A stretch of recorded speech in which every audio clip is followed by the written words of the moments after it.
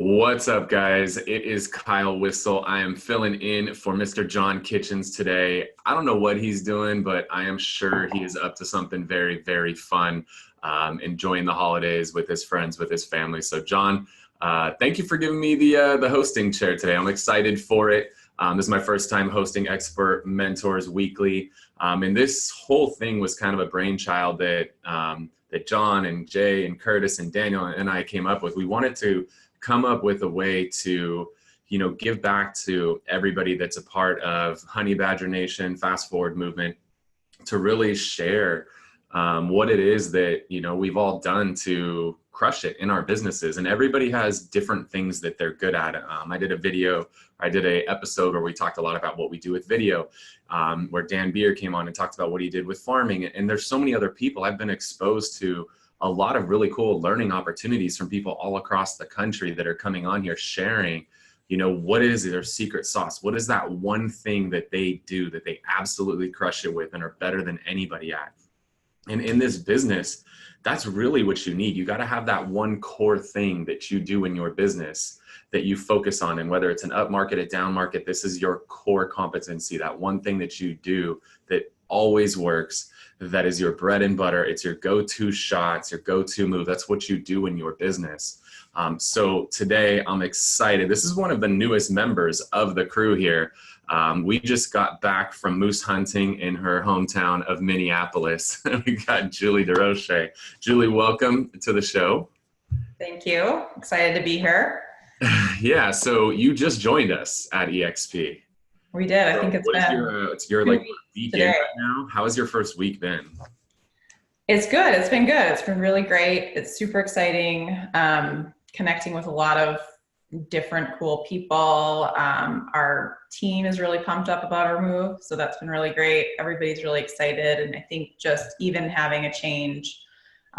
We were at our previous brokerage I was there for 14 years, Daniel for 20. So it's just, even just to have a change has really energized everybody. That's awesome. And so the reason I wanted to have you on today, we got to spend some time together last week, and I was totally blown away because you guys this year will do 387 transactions, around $140 million in volume. And 93% of that business is coming from past clients and Sphere referrals.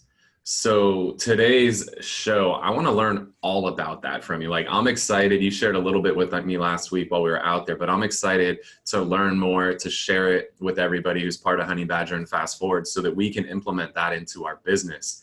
If you guys are watching the show, if you guys have questions, post them down below. We'll do our best to get to them before the show's over. If you guys are watching the replay of it, throw your questions in the comment section and we'll come back and we'll make sure to get answers for you guys.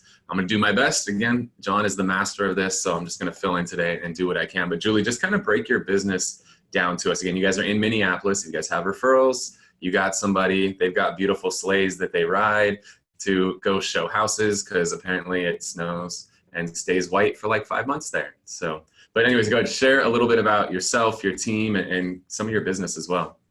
Yeah. So as I said, I've been a realtor for 14 years. My husband, Daniel, for 20. So we're lucky in the sense, like, I feel super blessed that I get to work with my spouse and we get to grow it together. And it's been kind of, I think, a really great catalyst for our growth is both being realtors and working in it. We have a team of 11 agents and 9 support staff right now. So we've always had a team. So we've had a team since we started. Daniel had a small team right before I met him. And we've just really grown that up, and we've really grown up the admin staff size up a lot over the years. We started with 1 assistant that did everything for us, and now we're up to 9. So they really help on the back end of all of our client care stuff and just making sure that we're giving our clients the best support possible. And we're very heavy on our admin being really well trained and just really doing a great job with our past clients. And so you guys are also 1-to-1 ratio of admin to agent. You said 11 agents, 9 admin? Well, I guess there's 11 other than Daniel and I, so 13 of us. 13 and 9. Yeah. Talk about some of the roles of those different admins that you guys have. Yeah, so we have three contract to close staff. So they kind of deal with everything from purchase agreement towards closing. We have two listing coordinators, and then they have an assistant. So they do all of the listing side stuff, and then the assistant kind of does all the keeping up on stuff. We have an office manager and marketing coordinator, so she kind of does both. So she helps kind of orientate the team, all the back end stuff that we can't take care of, all the little details, and then she works on our marketing. We also sub our social out to a subcontractor, so she does all of our social media marketing for us. And then we have an intern who that kind of just does everything. So he's helping out wherever he can. And then Daniel has like a personal assistant that kind of just focuses on answering his phone calls, emails, all that stuff, kind of keeping up on all the background stuff that he can't get to during the day. Okay. So two of the ones that caught my attention there, you outsource your social. I see people ask about who can I outsource this to? And I've never seen a good answer, but you guys are doing this. So talk about that a little bit. We are. So, and I don't know if she's so effective because she's one of our friends. But it's a friend of mine. She works for a big ad agency here in Minneapolis, and she does all of our social on the side. So she's really great. She does social for her, at her ad agency. And it's really, I mean, she puts it on us to it's our responsibility to be taking pictures when we're out and doing all that stuff. But then she does a really great job of screening them. So Daniel, my husband, will send literally pictures of everything he does throughout the day.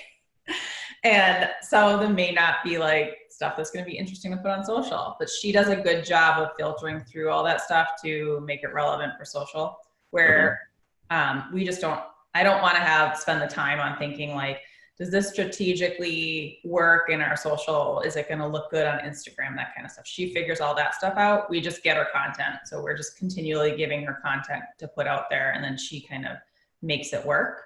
So I think if you can find someone that can do that, you're always going to the responsibility is probably going to be on you to provide the content. Right. Someone that can make it look better from the advertising, that standpoint of how the images look online. Okay, that's interesting. And so how often is she putting posts up for you guys? She'll every day. So She'll schedule it out. She works hand in hand with Helen, our marketing coordinator. So Helen does a lot of the stuff that pertains to listings. So she'll get all the listing stuff ready, and Helen will do the listing post. And then Nicole will focus more on the, we did top places to go for holiday going-ons in Minneapolis. She'll kind of do all that cultural stuff. And then our marketing coordinator handles all the stuff for our listings. And I think that's a good point. If you guys are doing a lot of social media stuff, if all you're doing is posting new listing, new listing, new listing, open house, open house, open house, your followers are going to get fatigued from your content.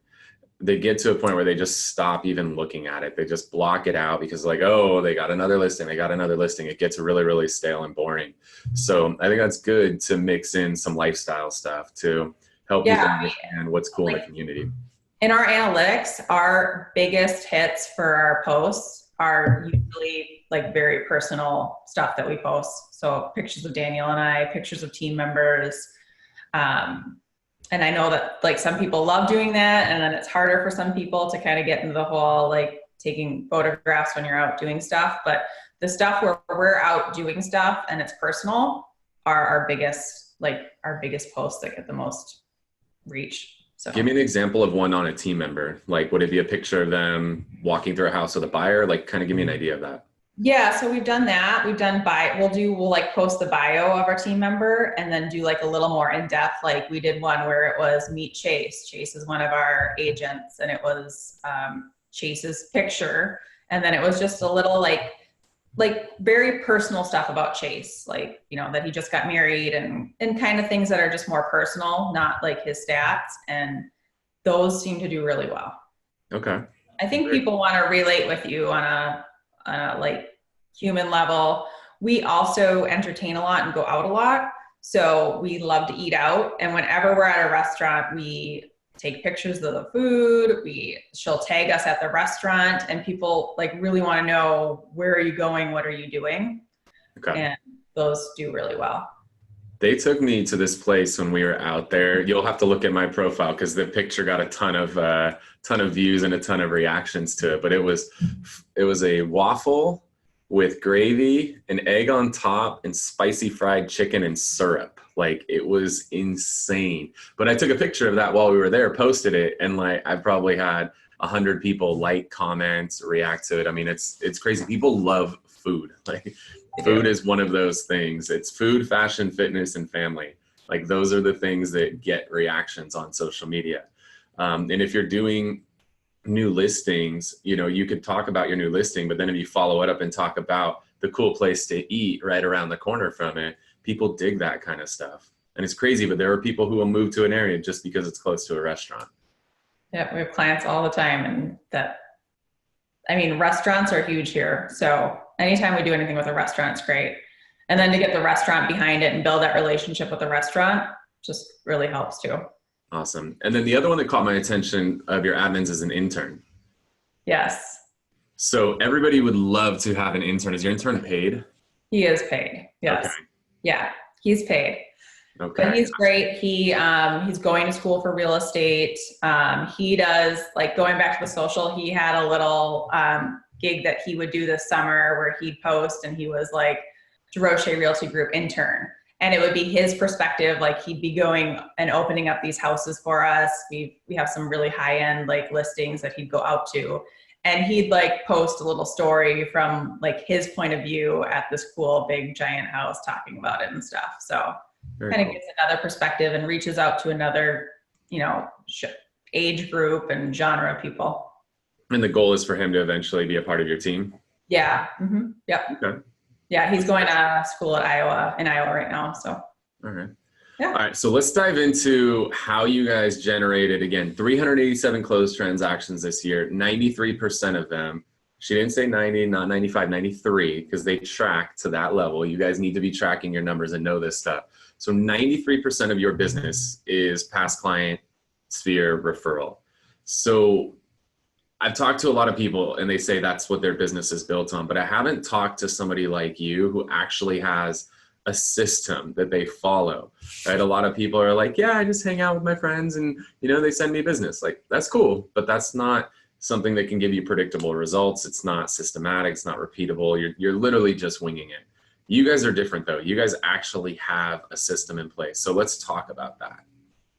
We do, and it's the biggest system we focus on in our business. So I guess I can start from a referral. Do you want me to start from the start of a referral? We get referred someone? Let's talk about what you guys do once a deal closes. Okay. So once a deal closes, go to the closing, and then at the closing or at some point beforehand, because usually it's a referral from someone else, they know what we do and it's gotten brought up. But what we do is we either offer dinner out or a housewarming party.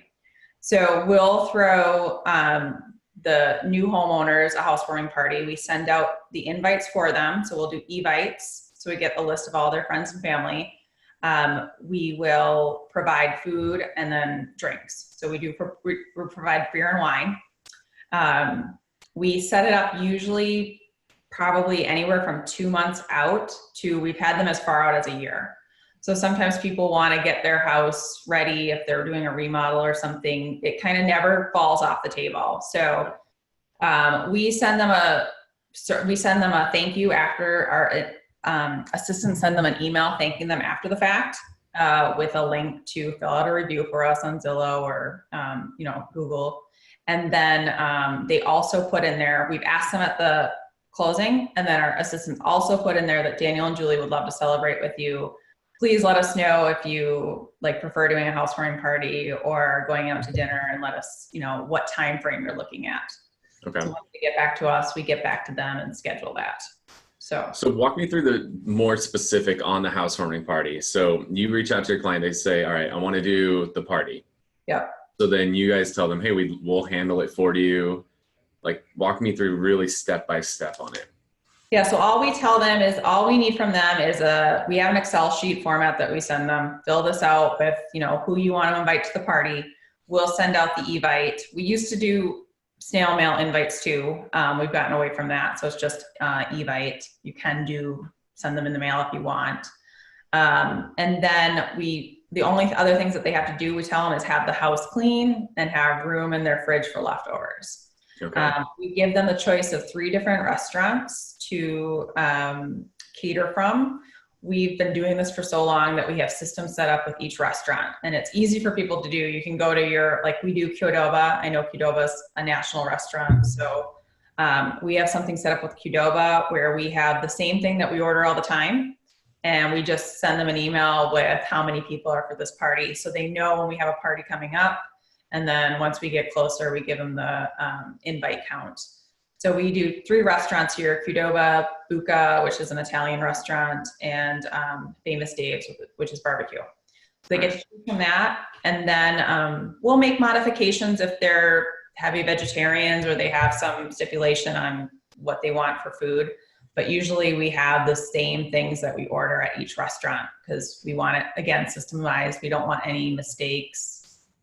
Doing the same thing over and over, it actually works out really well. So we have it set up that the food is delivered.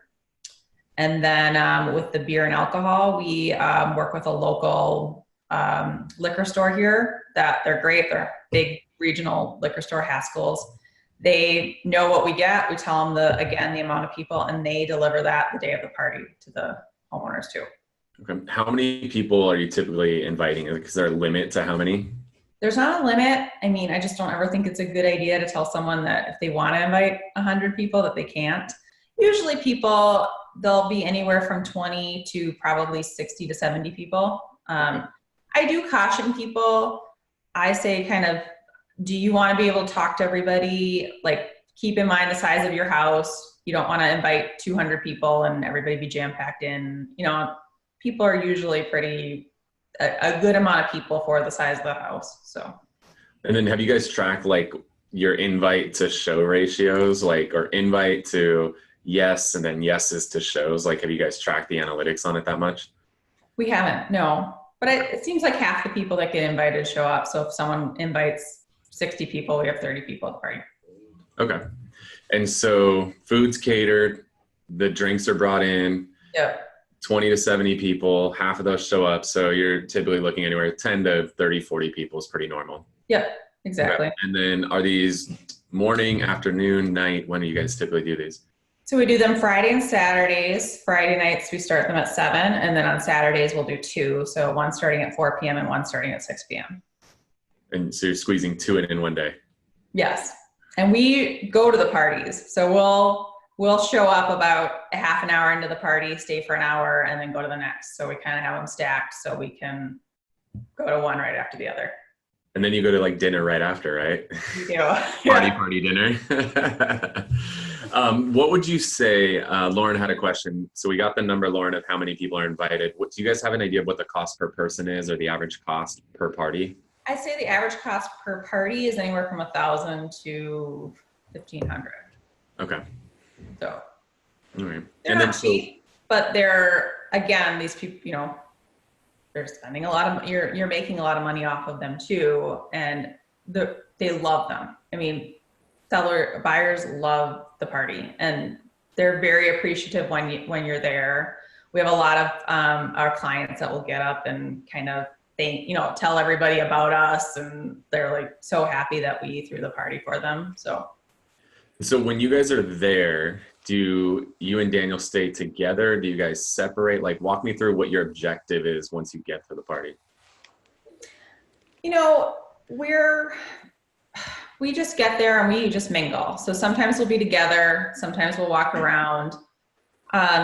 Honestly, our objective is just that they have a great time and our clients have a really great time, and it's kind of a stress-free party for them.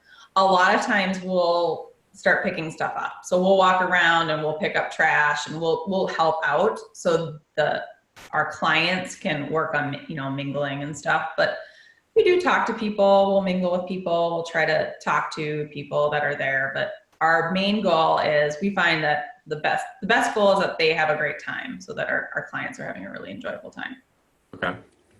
We used to like bartend at them and like serve the food, and that got like very time consuming and out of control. So totally. I like that you guys aren't showing up early. You're showing up once the party's already started. Like, right. Let them be frantic, get all that crap out of the way, like show up and just have fun. Because I've done parties where I've gotten there early, like before anybody else, and they're like freaking out. Oh my gosh, like it's almost better to show up once it started, because then they're like, everybody's there, they're having fun, nobody's stressed out. Like it's just a party. It is. They're more relaxed. They've had a drink. They've like been able to kind of settle down. So yeah. Okay. All right. So now the party's over. Then what happens? So once the party's over, we put everybody that we sent the invite in onto our email campaign. So they get an email from us once a month. Okay. Easy. And that's all we do to follow up with the people that came to the party. I mean, we don't want to be nagging them, but we want to stay in front of them. Okay. Got it. And so Terry is asking, this is good for buyers. What about for sellers? For sellers, then we do the dinner out. So, if they're staying in town, we'll do a dinner out with them. We'll pick a nice restaurant. We usually try to go to a nicer restaurant. We'll have even clients say, well, I want to go to, I don't know, they'll want to go to some restaurant that they always go to. So we try to make it a fun experience. Like, let's go to a nice restaurant. We have a really great steakhouse here in town called Manny's. So we'll go to Manny's, and we just have a really nice night out with them. We'll invite along whoever referred them if they were referred to us. I like that. So it's also another thank you for the person that referred them to us. Okay. It's a really great way we build really deep relationships with our clients because we become friends with them, because we're staying in touch with them after the transaction's closed. You go out to dinner with them, you learn so much more about them.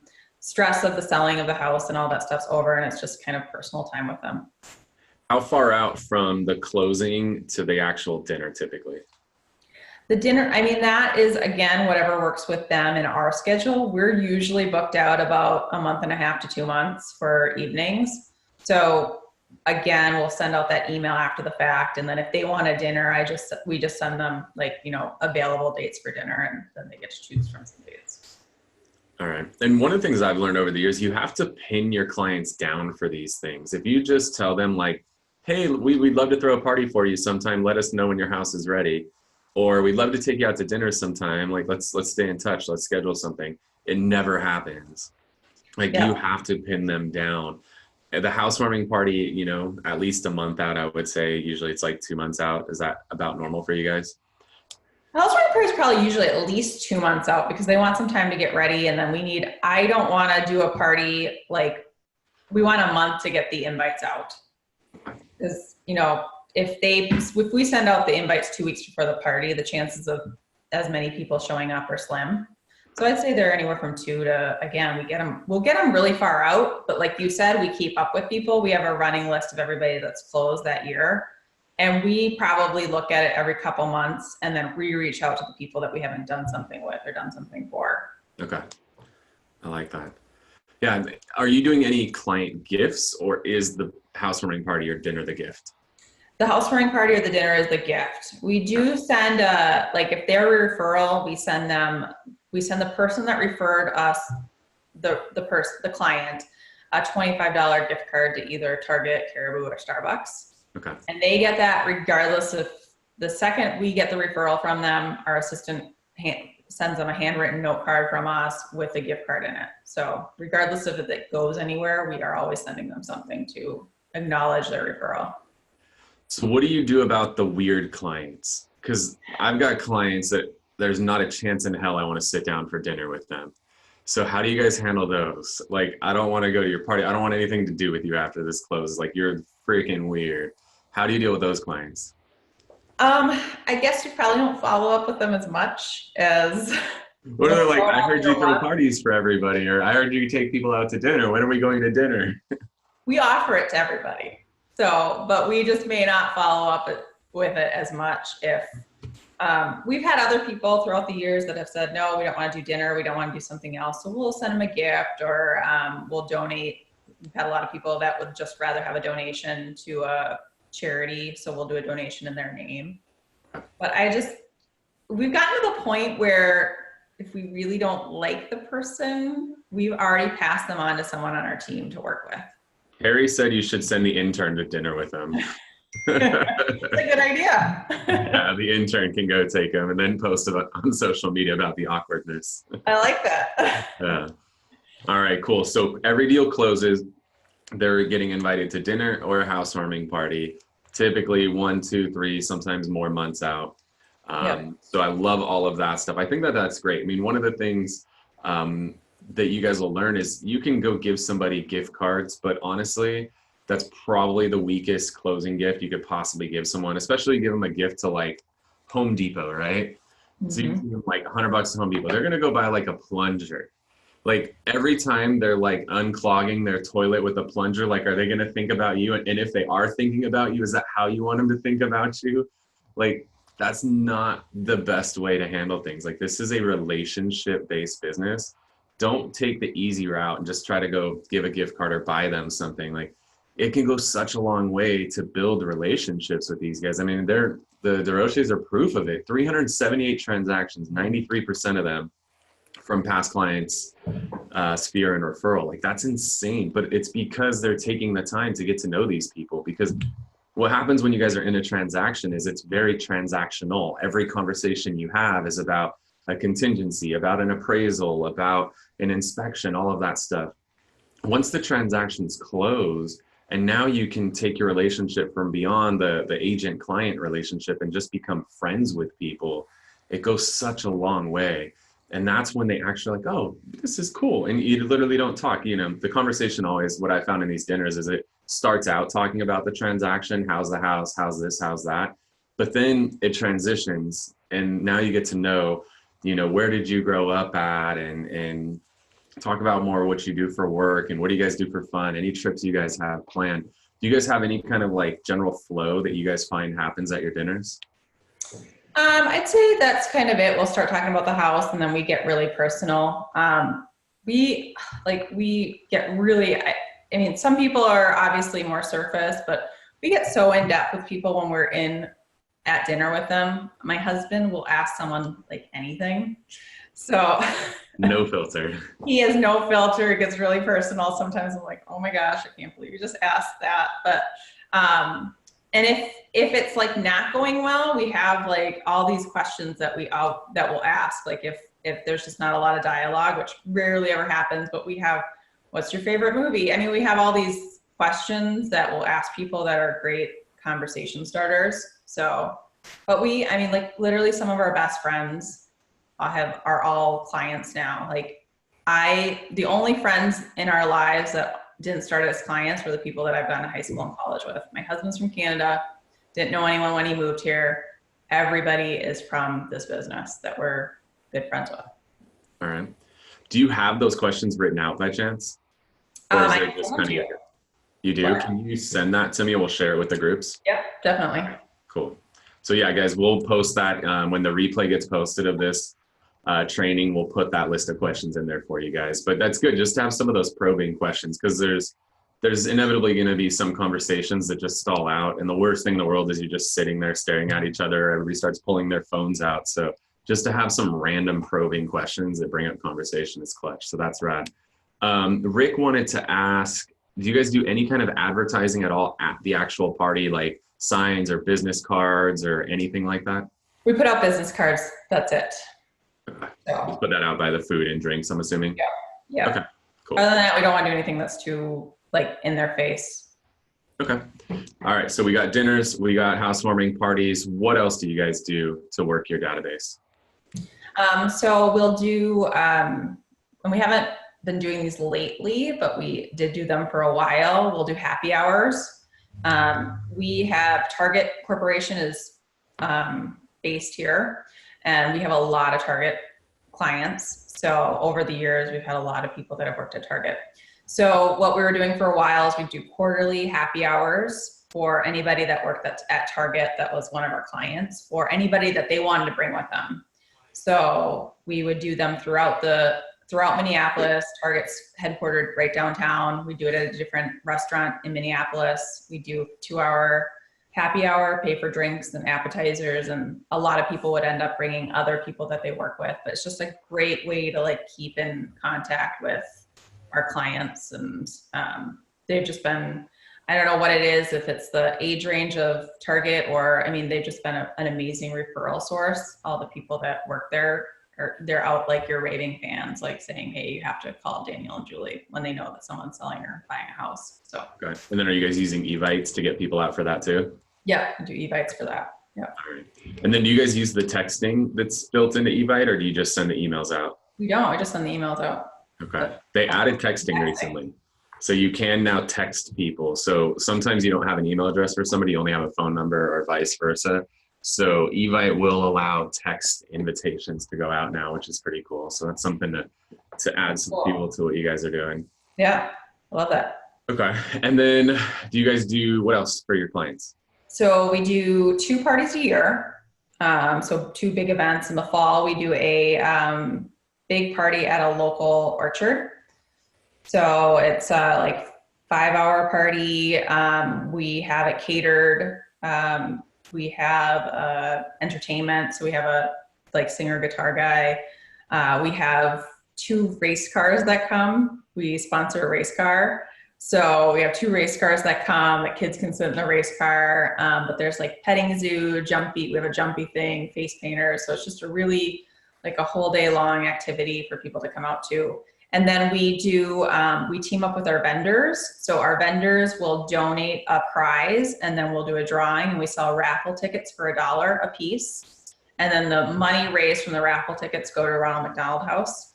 And then we do 2 drawings throughout the party. So, and we do cool stuff. Like our vendors are awesome. They'll give us like iPads and TVs and Apple Watches and that kind of thing. And people show up just for that too, because they want to win something. Love free stuff. Yeah. All right. So talk me through the whole plan on those. So I get the idea of the parties. Same thing, Evites for everybody, or how do you guys invite people? We do Evites and snail mail invites too for our fall party. So they get something in the mail, and then they also get an Evite. All right. And then are you guys calling, texting, emailing, any of that stuff? We are not, no. So just that. We probably, our party this year, we had 650 people at. And how many got invited? Probably about 2,500. All right. 3,000 maybe, yeah. And are those just all of your past clients, or how are you guys determining who gets invited? All past and active clients, and then business, our business partnerships. Okay. As far as your database goes, do you guys have it, how do you have it segmented out? And what database do you guys use? I mean, what's your primary system? So we're like kind of old school, and I know everybody says that this is like bad, and we're trying to get into something that's a little bit newer, but we still use Top Producer. Okay. I thought you were going to go like Excel or something. So you had me scared. No. We use Top Producer, and everybody's categorized in there. So we have different categories for everybody. Like to differentiate, we do the spring party that we do. We do a spring cocktail party, and we don't invite everybody to that. So we invite the people that are sent us referrals, the people that are kind of out, we're closer to. So that doesn't go out to our whole database. So then in Top Producer, we're able to label them as spring party. So, we can label people as many different things as we want, and then we'll just pull when we're doing something. But we have them in there listed for parties, our constant contact emails for updates, active, pending, sold. Okay. What else are you doing to stay in touch with them? Like, do you guys, I know there's another broker that has like a 33 touch program. Do you guys have any kind of just keep in touch program? So I get that there's the parties, but what else are you doing to stay in touch with them that's very systematic? We do a monthly mailer through Sensations, I think it is. It's like a coupon. So they send out a different thing each month with our info on it. And then it's, I'll get a lot of responses from that. Like not a coupon, it's like a recipe, so I'll get a text from a client that'll be like, I just made the broccoli cheddar soup and it was awesome. And so that actually has a good response. So we send that out monthly. We do a monthly email, like newsletter. Okay. We're on a local variety show here called Twin Cities Live. So every time we're on that, we send out a like, did you miss us kind of thing with a link to the video. Okay. And then at Christmas time, we do a coupon book that we send out to everybody in our database. We've teamed up with local restaurants and businesses, and then they provide us coupons that people can use throughout the whole year. So that gets sent out at Christmas time. And then our top like referral sources. So anybody that has sent us over 3 leads per year, like that year, we'll send out like a big gift basket from Olive and Cocoa that's like branded to us and has a bunch of like, goodies in it and stuff. And that gets sent out at Christmas too. How do you guys track how many referrals somebody's given you? So in Top Producer, you can put in there kind of where they came from. So, and then you can pull like how many people that year were referred by so-and-so. So you can pull a report that will show who, where they came from. You would just tag everybody. Somebody is like referred by Kyle Whissel, and then you just hit that tag and see everybody that shows up. And then I can pull a report and we'll say Kyle, referred 5 people this year. That's good. I think that's something that we need to do too. Because we know, like, we acknowledge the individual referrals, but we don't have something that tracks how many referrals somebody's giving you. So I think that that's good, because you want to do special things for your people that do special things for you, right? The people that give you 2, 3, 4, 5 referrals a year. Yeah. What else do you do for those guys? Like the true VIPs that are really, really singing your praises. So if we have events pop up throughout the year, like one thing that we also do when we meet a person, like if they're going to become a buyer or seller, is we have a questionnaire we give them, and on it is like, what are their interests? What are their hobbies? So if we have tickets to, say, a Vikings game, and then we know that from this questionnaire and then getting to know these people that, Bob, one of our like big referral sources, is a Vikings fan, we'll invite them to that. So we do that periodically. It's just random, but, and then we also, I think, do a great job of trying to refer them out. So a lot of the people that send us a lot of leads are also other business owners. And we are really an advocate for them out there, that other people use them. So we acknowledge that they're sending us referrals, and we acknowledge that that's how they're going to grow their business too. So I think when you're really like thinking, how can you give back to people? Like, how can you provide a service to them as well? That's really when they're going to want to give, they're going to want to give back to you. So it's a two-way street. Okay. Are you doing regular dinner? So you do the initial dinner with somebody. Is there a future dinner down the road, or like you go to dinner with somebody and you guys click and they're fun? Like, do you set a subsequent dinner up, or sometimes we'll do groups of dinners? So we'll kind of set up a group of people. So it'll be like, Sally and Joe were great, and we think that they get along really well with, another couple. So we'll do dinners at our house, like with 8 or 10 people that we think would get along. And then throughout this, we've built like groups of people, like the target referrals. Like, well, then there's a lot of people that, are friends that we'll get together with. So we'll set up dinners periodically with them. So we try. One of the other things you guys can do is think about potential referral partners, right? So think about who not only is referral partners for you, but could refer business to each other. So maybe you've got somebody who runs a property management company and somebody who runs a maintenance company, right? Well, maybe that's a good dinner to bring them both to, and now they can do some business together. So if you can make some of those connections, I think that could be really big too. Exactly. And another thing we want to start doing with those happy hours is we want to start doing them again, but not just focusing on one business. So like that, we're doing a happy hour for business owners or other professionals where they can also network and bring value to them. Okay. And Terry just wanted to know, so 93% is your past clients, your database. What do you do to attract new clients? I think Terry's missing it, because they go out to dinner. That's how they get new clients, Terry. Like, it's insane. When you guys start to become very relational with your clients, you're not having to go chase Zillow leads, right? You're not chasing Mickey Mouse at Disneyland.com, or you're not picking up the phone and somebody's telling you, you're the 26th caller today. I mean, when you guys are going on appointments, how often are you, like, how many people do you compete with on average when you go on like a listing appointment? Hardly ever do we compete with anybody else. I'd say maybe 15 to 20% of the time we're in competition with someone else. Otherwise, they're the only. I mean, we have people call us up beforehand and like, we have to use you. You know, so and so told us that we have to use you, even before you get there. So it's such a easier appointment that you're going on. And it's just that, yeah, it's like, we don't want to grow our business to be constantly having to rotate and have to go after new business. Like, we love what we do, and it's great. We get to go out and have fun and do what we love and be around great people, and then the business just comes to you. Yeah, that's the beauty of it, is 8 out of 10 appointments you're going on, you're not competing against anybody. Like, think about that. Where when you're going after those, you know, a FSBO or an expired, you know, or an internet lead, you're competing against 3, 4, 5 people. I mean, I've had somebody interview 10 agents before. I mean, you could be the best agent in the world, but when somebody's interviewing 10 people, they're going to go with their gut at a certain point. They're not necessarily going with the best agent. It's just, who do they have a good gut instinct about? Where for you guys, you're not competing. I would have to imagine half the time you go on an appointment, there's not even an actual presentation happening. It's more... Yeah, we have a presentation. We have a great presentation, but you get like caught up in talking with them, and then you just start talking about personal stuff, and you never even get to that part.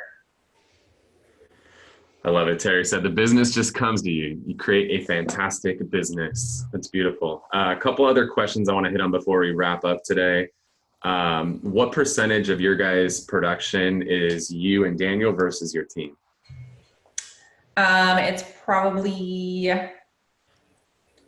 85% us.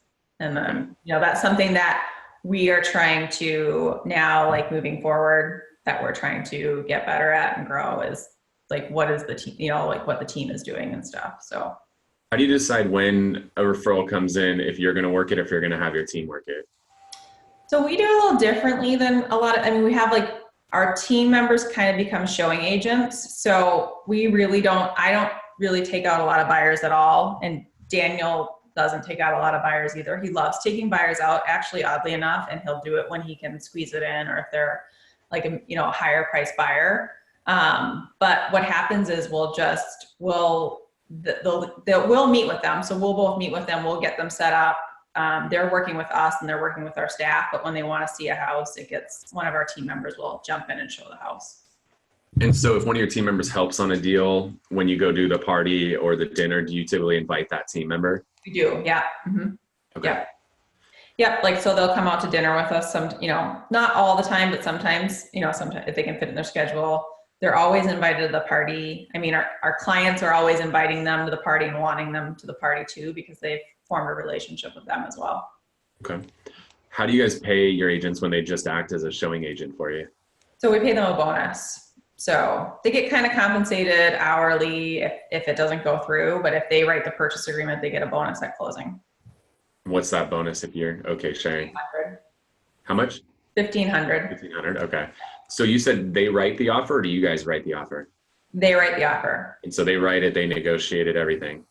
Yeah, yes, depending on the agent, sometimes we'll have them we'll have them send it over. They have to get it into the hands of the other agent. And then they'll negotiate it. We have like a sliding scale. So if they don't want to, if all they want to do and all they have time to do is write that offer and get it over, then it goes down to a $700 bonus. Okay. And then we take over and negotiate. Okay. Very cool. All right. Any other questions, guys? We're going to wrap it up here in a few minutes. Just want to check in. Any other questions? And again, if you guys are watching the replay of this, if you have a question, post them down in the comments. We'll make sure to come back around and answer them. We'll get Julie's list of questions to ask at random dinners. We'll get Julie's questionnaire to give with her new clients, so you can look out for some of those, important life moments. I think last question I got on here from Terry: did all of your team members move with you to EXP? They did, yeah. Yes. And they were super pumped about the move. So, yes, yeah, cool. Went over really well.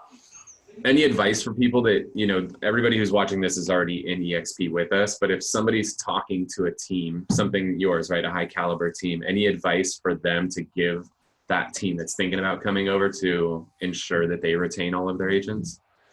I think just being upfront with your team members and involving them in the decision and letting them know. I mean, we obviously figured out what we wanted to do before we let everybody know, but then it was they knew like right away from the moment that we were thinking about that, yes, this is something we're going to do. So we really involved them on it.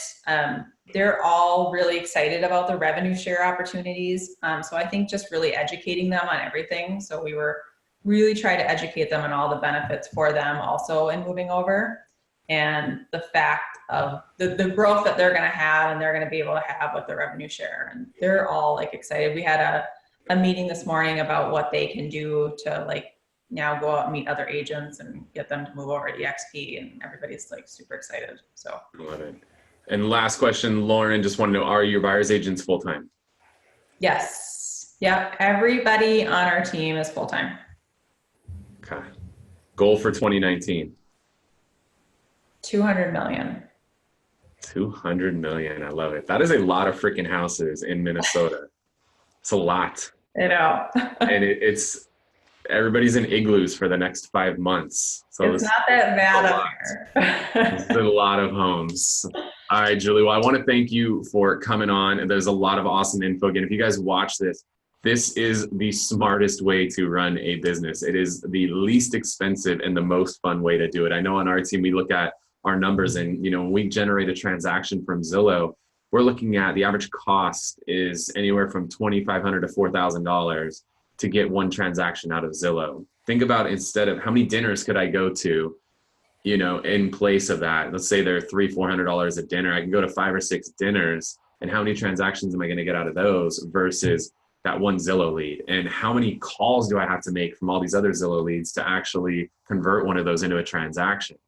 And then when I do go on an appointment, how many people am I interviewing up against? And what's the probability I'm going to beat all those people? You can rule a lot of that stuff out of the equation if you really focus on loving on your, your past clients and your referral partners. You guys can build a business like Julie did. 93% of their 387 transactions is from their past clients.